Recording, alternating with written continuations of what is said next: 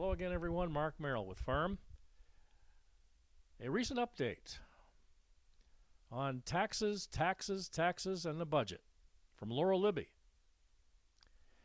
Here's a little preview of what she gave us on a limited audio segment that we got online just recently. Theoretically left of session, although we're in special session and the Democrats could take it as long as they want, because when you're in special session there's no set date that you have to adjourn. But theoretically we get done maybe on June 18th, and so that means we have Monday through Friday of this coming week and then Monday through Wednesday of the following week that we are in session in Augusta. And at the same time, we have in the ballpark of just under 500 bills that we will be potentially, that are our bills that we could be potentially roll calling. And more bills than that still to come that may have come through committee with agreement that they were good or bad. And so, at any rate, hundreds and hundreds of bills to come in Augusta this week and next week over these 8 days, theoretically. And at the same time, there's been, we've been wondering what's going on with the budget. As you may recall, the Democrats passed a majority partisan budget in March, the end of March, and then adjourned so that they could pass this $11.2 billion budget without having to have any kind of consensus.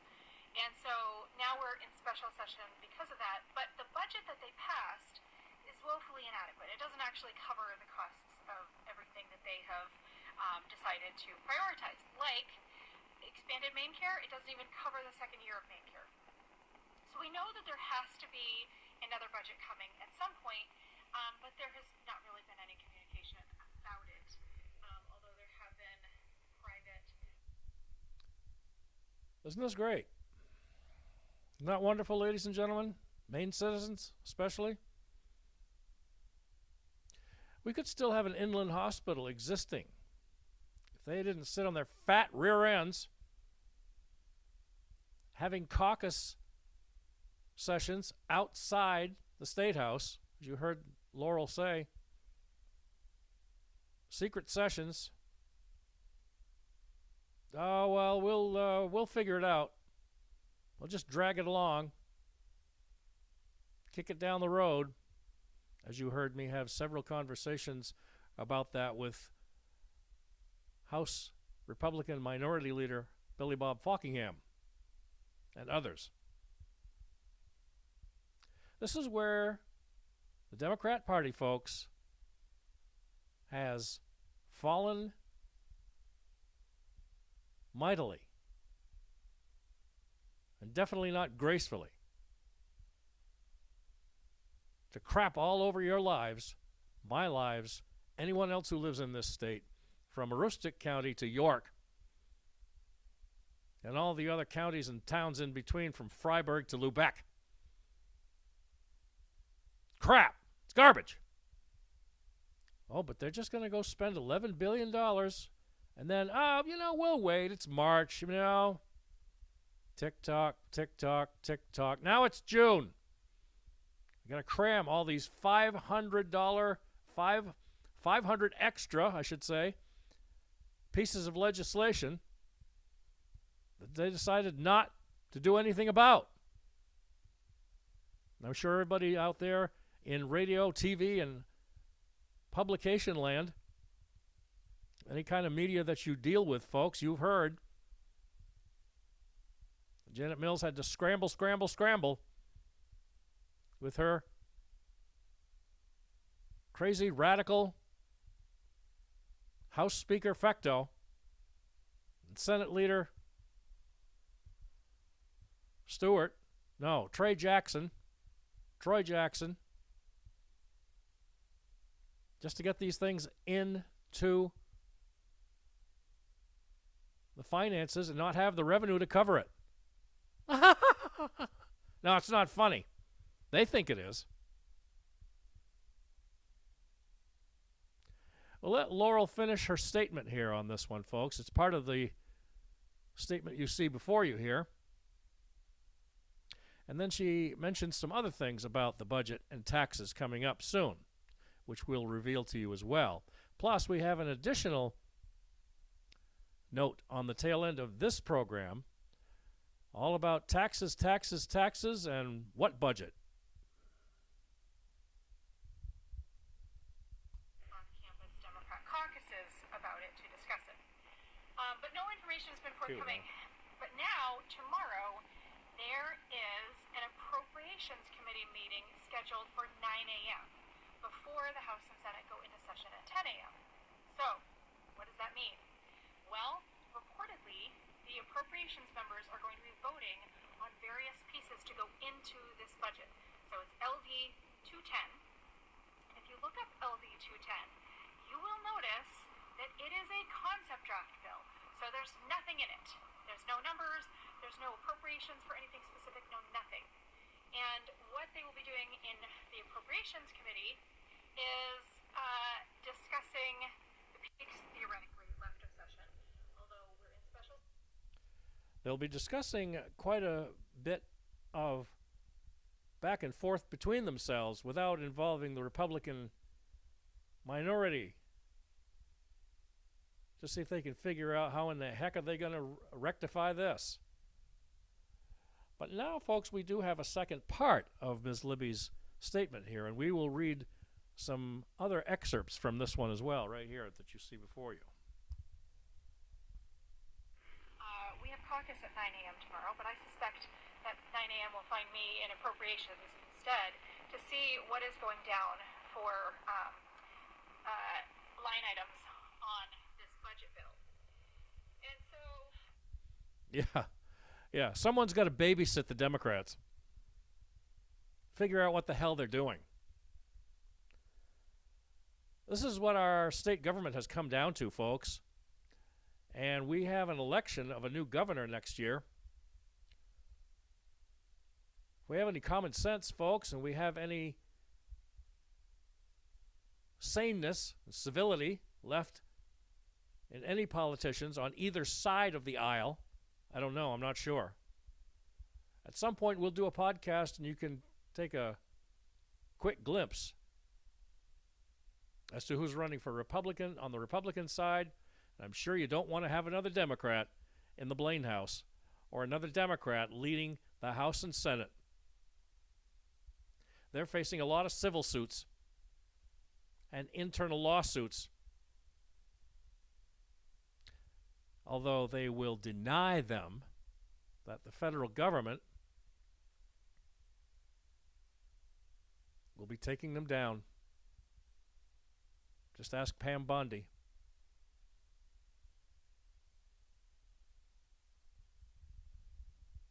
I will keep you guys up to date on that, but it's going to be a crazy busy week. And if history is any foreshadowing of what this week will look like, we will have several sessions a day, if not 3 sessions a day, with multi-hour breaks in between while the Democrats with their members to get them in line and make sure that they are towing the party line and passing all the bills that are on the agenda and killing all the bills that are not. So it will be a week of a lot of like stop and go, being there late at night. That's a favorite trick, is to have session late at night because Maine people aren't really watching as closely at that time of night, and the press aren't as likely to be there, and so the Democrat majority can just kind of shove things through without a lot of transparency and accountability. So, coming up this week, to summarize, tomorrow, some sort of budget conversation in appropriations, and perhaps we will see what the Democrats have been scheming about behind closed doors for a number of weeks/months now. Also to come, 500-ish bills that could be roll calls, depending on what the bill is. We've got issues like girls' sports, energy issues, the things that affect your electricity prices, potential tax increases or new taxes. A lot coming up this week and next week. So be paying attention to what is going on in Augusta, and I will certainly be working to keep you guys up to date. We have caucus at 9 a.m. tomorrow, but Well, folks, that's really it. And we'll get back to the program here. As Miss Libby has really taken a lot on the chin here, first being censured, as you well know, and then waiting for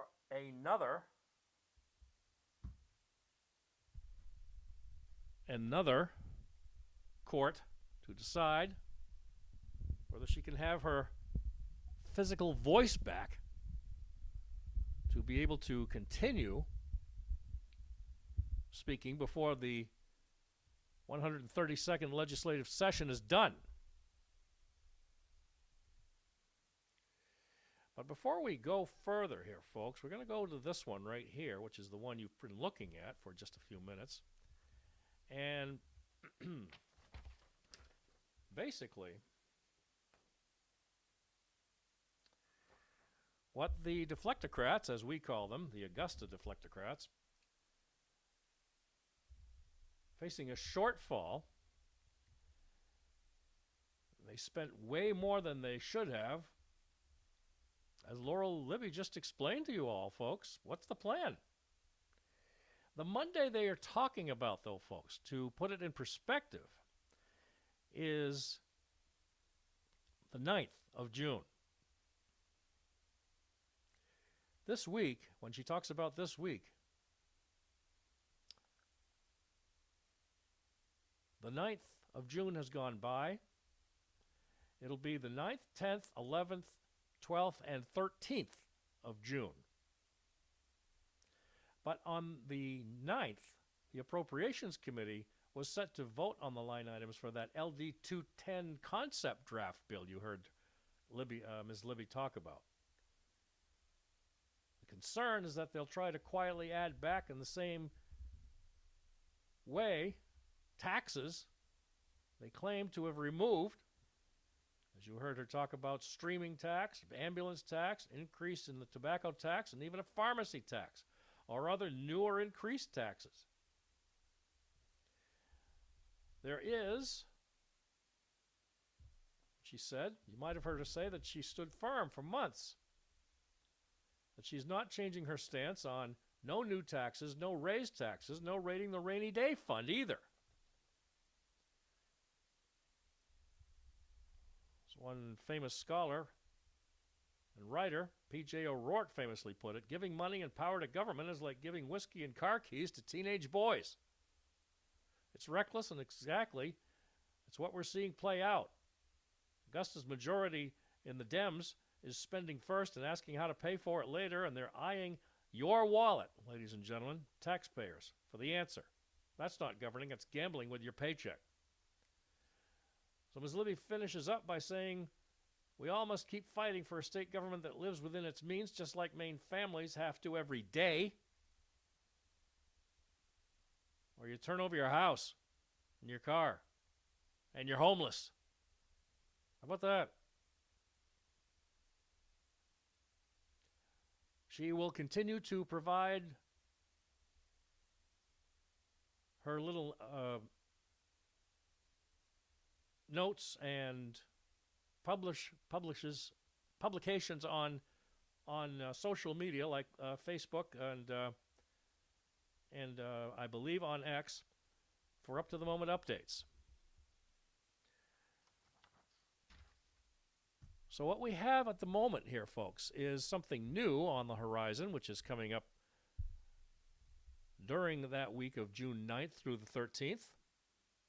That is exactly what it is, the 9th through the 13th.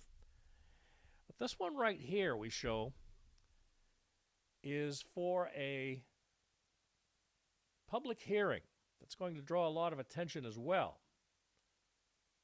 It is for the 11th of June at 3 o'clock in the afternoon at the Joint Standing Committee on Judiciary. I think everybody knows the Joint Committee on Judiciary. We've put that up a few times here and there just to let you know exactly what their door looks like, but it's on the 4th floor of the State House, room 438 to be exact, 3 in the afternoon, folks. And it's a public hearing. And it is for an act which we're going to give you a few little excerpts and an idea of what that one's talking about. An act to protect Maine communities by enacting the Extreme Risk Protection Order Act, 1378. Let you take a look at that one real quick there, folks. That is it. 1378 at the very top there, right underneath where it says the first special session.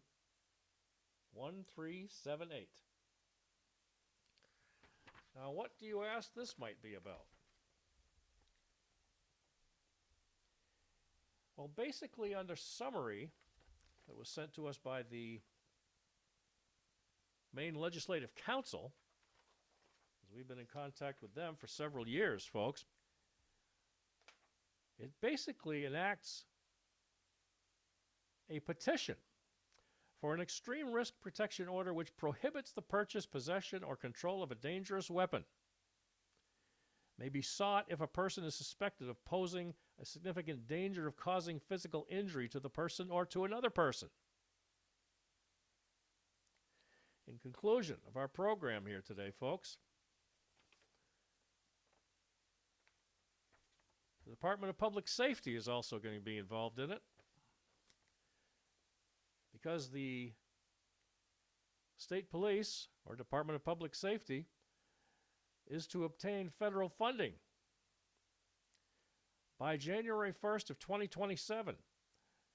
Public Safety shall report to the Joint Standing Committee of the Legislature having jurisdiction over civil rights matters the status of the state-level process currently underway to obtain federal funding for storing dangerous weapons in the custody of state, county, and municipal law enforcement agencies.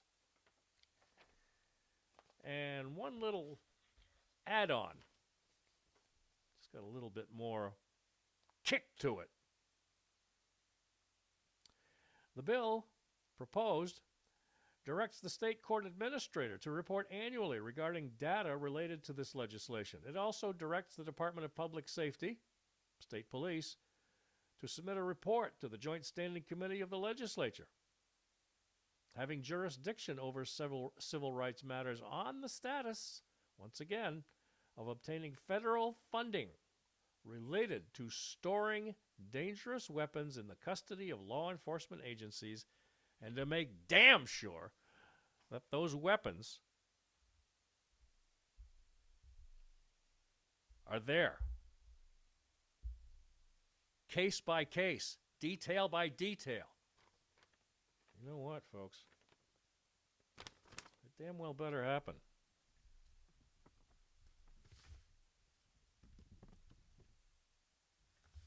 As for the program, folks,